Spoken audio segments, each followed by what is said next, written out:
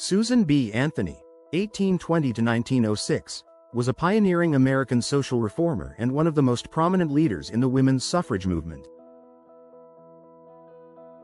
Born on February 15, 1820, in Adams, Massachusetts, Anthony grew up in a Quaker family that valued equality and social justice.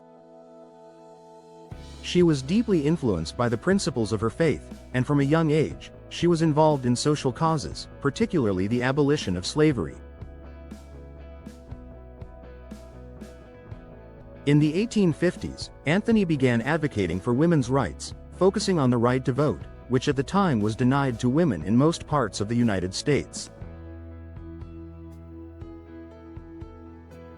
She worked alongside other suffrage leaders, including Elizabeth Cady Stanton, with whom she formed a lifelong partnership. Together, they founded the National Woman Suffrage Association, NWSA, in 1869, aiming to secure voting rights for women. Throughout her life, Anthony tirelessly campaigned for women's suffrage, delivering speeches, organizing petitions, and writing articles to raise awareness of the issue.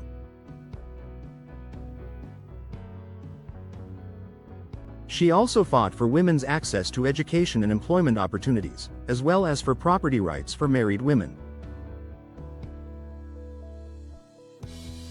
Anthony's determination led her to defy the law when, in 1872, she was arrested for voting in the presidential election.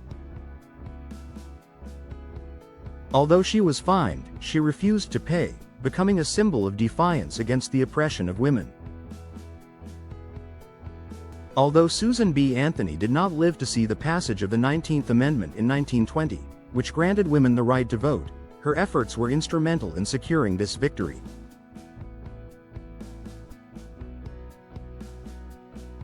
She died on March 13, 1906, but her legacy continues to inspire the fight for gender equality, and she remains one of the most significant figures in the history of women's rights in the United States.